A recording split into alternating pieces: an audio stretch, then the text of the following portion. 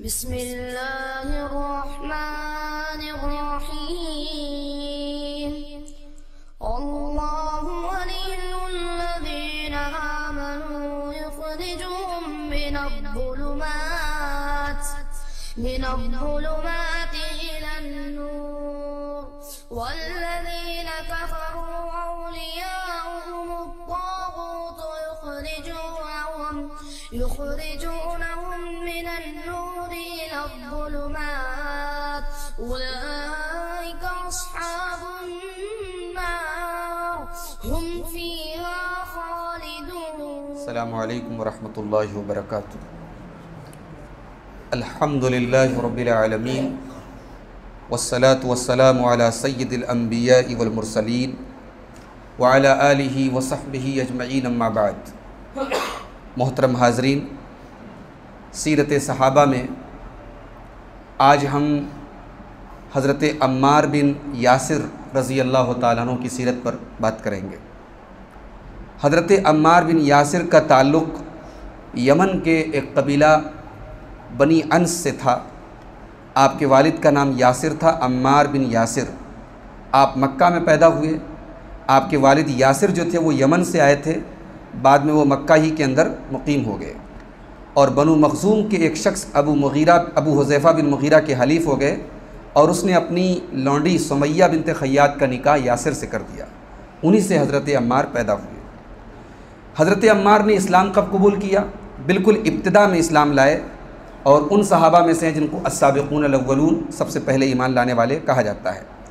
हज़रत सुहैब बिन सिनान के साथ एक ही वक्त में इस्लाम लाए जब अल्लाह के नबी सल्लल्लाहु अलैहि वसल्लम दार अरक़म में थे।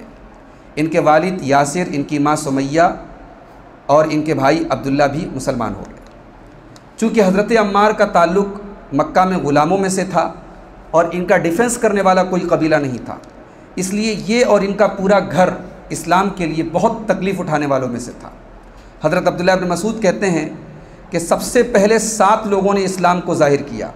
अल्लाह के रसूल सल्लल्लाहु अलैहि वसल्लम ने, अबू बकर रज़ी अल्लाह तआला अन्हु ने, अम्मार ने, अम्मार की माँ सुमैया ने, सुहैब ने, बिलाल ने और मिक़दाद ने।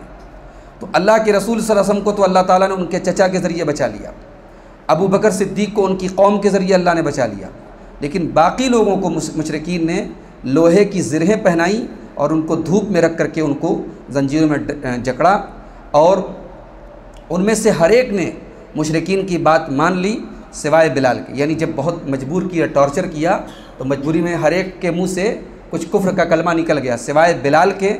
बिलाल की जान उनके ऊपर अल्लाह की राह में हल्की थी, तो बच्चे बिलाल को पकड़ करके उनकी गर्दन में तोक डाल करके मक्का की गलियों में घूमते थे।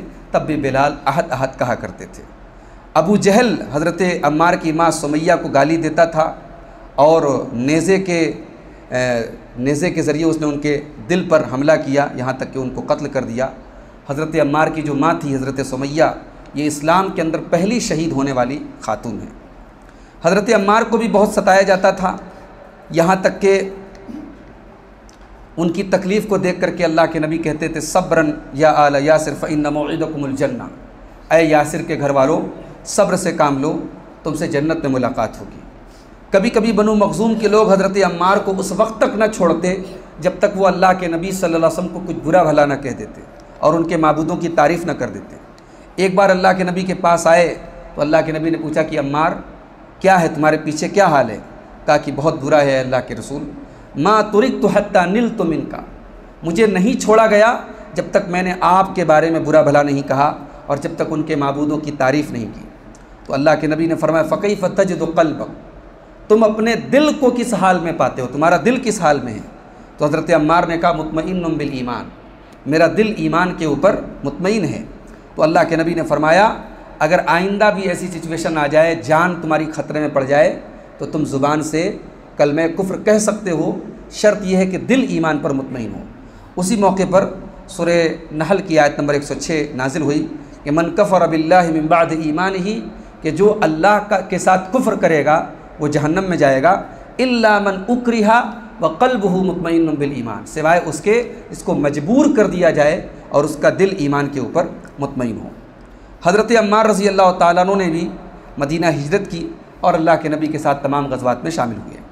अल्लाह के रसूल की वफ़ात के बाद हज़रत अम्मार इर्तिदाद की जंगों में, जो मुर्तद लोग हो गए थे, उनके ख़िलाफ़ जंगों में शामिल हुए। जंग यमामा में आपने बहुत बहादुरी के जौहर दिखाए। हज़रत उमर ने आपको कूफ़ा का गवर्नर बना करके भेजा और अहले कूफ़ा को ख़त लिखा कि अम्मा बाद फ़इन्नी बाअस्तु इलैकुम अम्मार इब्न यासिर अमीरन, मैं तुम्हारा अमीर बना करके भेज रहा हूँ अम्मार बिन यासिर को, और अब्दुल्लाह इब्न मसऊद को तुम्हारा मुअल्लिम और वज़ीर बना करके भेज रहा हूँ, और बैतुल माल का ज़िम्मेदार बना के भेज रहा हूँ। और ये दोनों अल्लाह के रसूल के सहाबा में से बहुत बड़े पाए के सहाबी हैं और असहाब बद्र में से हैं। हज़रत अम्मार की शहादत कैसे हुई? हज़रत अम्मार हज़रत अली और हज़रत मुआविया के दरमियान जो जंगें हुई, उन जंगों में हज़रत अम्मार हज़रत अली के साथ थे। जंग सिफ़ीन में सन 37 हिजरी में हज़रत अम्मार की शहादत हुई और उनके कातिल का नाम था अबुल गादिया अल जुहनी। उस वक्त हज़रत अम्मार की उम्र 93 बरस की थी। हज़रत अम्मार के बारे में बुखारी के अंदर एक हदीस है। हज़रत अबू सईद खुदरी कहते हैं कि जब मस्जिद नबवी की तामीर हो रही थी तो हम लोग 2-2 ईंट, एक-एक ईंट उठा रहे थे। हम लोग एक-एक ईंट उठा रहे थे, अम्मार 2-2 ईंट उठा रहे थे। तो अल्लाह के नबी सल्लल्लाहु अलैहि वसल्लम उनको देखा और उनके चेहरे से मिट्टी को झाड़ा और आपने फरमाया, वही हा अम्मार, अम्मार पर अल्लाह रहम करे, तक़्तुलहुल फ़िअतुल बाग़िया, इनको कत्ल करेगी बागी जमात, यदऊहुम इलल जन्ना, वो उनको बुलाएंगे जन्नत की तरफ, व यदऊनहु इलन नार, और वो लोग इनको बुलाएंगे जहन्नम की तरफ। तो हज़रत अम्मार कहने लगे, औज़ु बिल्लाहि मिनल फ़ितन, मैं अल्लाह की पनाह तलब करता हूँ फितने से। इस हदीस को बुनियाद बना करके बहुत सारे लोग, ख़ास तौर से इंजीनियर अली मिर्ज़ा जैसे लोग, हज़रत मुआविया रज़ी अल्लाह ताला अन्हु को लान तान करते हैं। वो कहते हैं कि देखिए, अल्लाह के रसूल ने साफ साफ कहा अम्मार को बागी जमात कत्ल करेगी, और अम्मार हज़रत मुआविया के ख़िलाफ़ लड़ रहे थे, हज़रत अली के फेवर में लड़ रहे थे, लिहाजा हज़रत मुआविया की जमात बागी थी और गुमराह थी, नऊज़ बिल्लाह। तो सवाल ये है कि बुखारी की इस हदीस का सही मफ़हूम क्या है? तो इस हदीस का 3 मफ़हूम उलमा ने बयान किया है। पहला मतलब ये है कि बागिया के माने अरबी में एक तो बगावत करने वाला होता है, और एक माना बागिया का होता है तलब करने वाला, डिमांड करने वाला। चूँकि हज़रत मुआविया का जो लश्कर था वो हज़रत उस्मान गनी के क़िसास का मुतालबा कर रहा था। जो हज़रत अली और हज़रत मुआविया के दरमियान जो असल डिस्प्यूट था, जो असल इख्तिलाफ था, वो ये था कि हज़रत मुआविया हज़रत उस्मान गनी के कातिलों का क़िसास मांग रहे थे और हज़रत अली मोहलत मांग रहे थे, टाइम मांग रहे थे। तो इससे वो बगावत मुराद नहीं जो शरीयत में जिसको बगावत कहा गया है। इसलिए कि शरीयत में जिसको बगावत कहा गया है तो वो बड़ी ख़तरनाक चीज़ है। अगर अमीर के ख़िलाफ़ कोई बगावत करे, खलीफे वक्त के ख़िलाफ़ कोई बगावत करे, तो कुरान क्या कहता है? फ़क़ातिलुल्लती तबग़ी हत्ता तफ़ीअ इला अम्रिल्लाह, कि उस जमात से जंग करो, उसको मार डालो, उसको कत्ल कर दो, ताकि जब तक वो अल्लाह के हुक्म की तरफ लौट न जाए। तो क्या हज़रत मुआविया की फ़ौज पर वो उसूल अप्लाई होगा? क्या उनको हम बागी मानेंगे? अगर ऐसा है तो फिर बुखारी और मुस्लिम की हदीस है, अल्लाह के नबी ने हज़रत हसन की तारीफ़ की और आपने फरमाया कि मेरा ये बेटा सरदार है और अल्लाह ताला इस बेटे के ज़रिए मुसलमानों की 2 बड़ी जमातों में सुलह कराएगा। अगर हज़रत मुआविया की जमात बागी थी तो फिर इस सुलह की तारीफ़ क्यों की अल्लाह के रसूल ने? बागी से सुलह नहीं की जाती, बागी से तो जंग की जाती है। तो अल्लाह के रसूल ने हज़रत हसन की तारीफ़ की कि इनके ज़रिए मुसलमानों की 2 जमात, यानी हज़रत अली की जो जमात थी और हज़रत मुआविया की जो जमात थी, इन दोनों जमातों में अल्लाह ताला सुलह कराएगा। इसी तरीके से सही मुस्लिम की एक हदीस है, अल्लाह के नबी ने फरमाया कि तमरुक़ु मारिक़तुन इंद फ़ुरक़तिन मिनल मुस्लिमीन, मुसलमानों में जब इख्तिलाफ़ होगा तो एक जमात अलग हो जाएगी। ये कौन सी जमात थी? ये खवारिज की जमात थी जो हज़रत अली से अलग हो गई थी। तो मुसलमानों में इख्तिलाफ़ के वक्त एक जमात अलग हो जाएगी, यक़्तुलुहा अव्वल ताइफ़तैन बिल हक़, और उसको कत्ल करेगी दोनों जमातों में से जो हक़ के ज़्यादा करीब होगी। तो अब हज़रत अली की फ़ौज में खवारिज अलग हो गए थे, और खवारिज के ख़िलाफ़ किसने जंग की थी? हज़रत अली ने की थी। इसका मतलब कि अल्लाह के नबी की ये सही मुस्लिम की हदीस है, ये हदीस बता रही है कि हज़रत अली और हज़रत मुआविया दोनों हक़ पर थे, हज़रत अली हक़ के ज़्यादा करीब थे। तो अगर हज़रत मुआविया बागी होते या उनकी जमात बागी होती, जो शरीयत की टर्म में जिसको बागी कहा जाता है, तो अल्लाह के नबी फिर उसको हक़ के करीब भी ना बताते ना।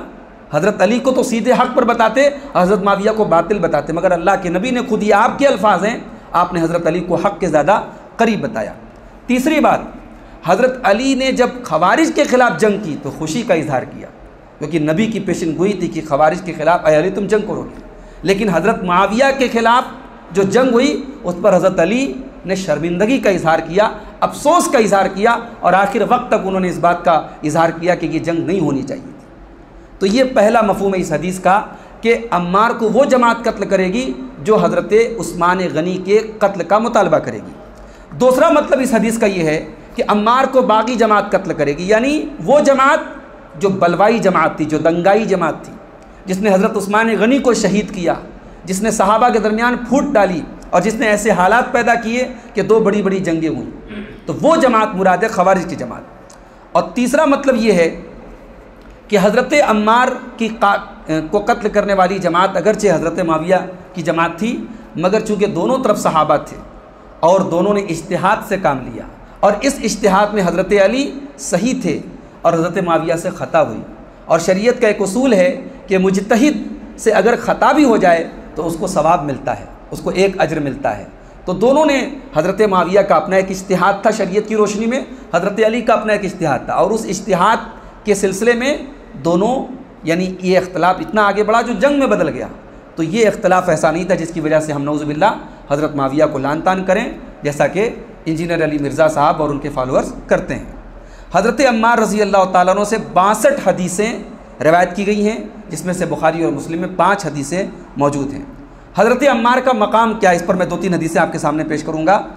तिरमिज़ी की हदीस है, अल्लाह के नबी सल्लल्लाहु अलैहि वसल्लम ने फरमाया कि मुझे नहीं पता मैं कितने दिन तुम्हारे दरमियान बाकी रहूँगा, तो मेरे बाद तुम 2 लोगों की इक्तिदा करना, अबू बकर की और उमर की। वहतदू बिहदी अम्मार, और अम्मार के तरीक़े की पैरवी करना, और इब्ने मसऊद तुमसे जो बयान करें उनकी तस्दीक करना। ये हदीस तिरमिज़ी की और सही हदीस है। इसी तरीके से तिरमिज़ी के अंदर एक और हदीस है कि एक मरतबा हज़रत अम्मार अल्लाह के नबी के पास आए, इजाज़त तलब कर रहे थे, तो अल्लाह के नबी ने फरमाया इज़्ज़नू लहू, अम्मार को इजाज़त दे दो, मरहबन बित्तय्यिबिल मुतय्यब, अम्मार का आना मुबारक हो, ये पाकीज़ा हैं और उनको पाक कर दिया गया है।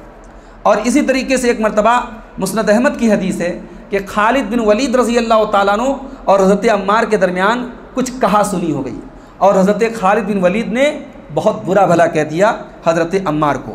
हज़रत अम्मार रज़ी अल्लाह तआला अन्हु शिकायत लेकर के अल्लाह के नबी के पास पहुँचे, तो अल्लाह के नबी सल्लल्लाहु अलैहि वसल्लम के सामने हज़रत अम्मार रोने लगे। तो हज़रत अम्मार ने कहा कि अल्लाह के रसूल, आप देख नहीं रहे कि ये हमको इतना बुरा भला कह रहे हैं? तो अल्लाह के रसूल ने अपना सर उठाया और फरमाया मन आदा अम्मारन आदाहुल्लाह, जो अम्मार से दुश्मनी करे अल्लाह उससे दुश्मनी करे, वमन अबग़ज़ा अम्मारन अबग़ज़हुल्लाह, और जो अम्मार से दुश्मनी करे अल्लाह जो उससे बुग़्ज़ रखे अल्लाह उससे बुग़्ज़ रखे।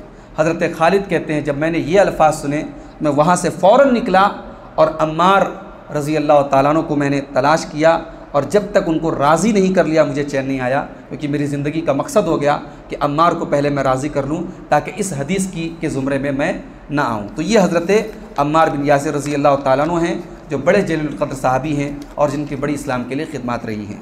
अल्लाह ताला से दुआ है रब्बुल आलमीन हमारे दिल में तमाम सहाबा की मोहब्बत पैदा फरमाए और उनके नक्श कदम पर हम सबको चलने की तौफ़ीक़ अता फरमाए। आमीन। व आखिर दावाना अनिल हम्दुलिल्लाहि रब्बिल आलमीन।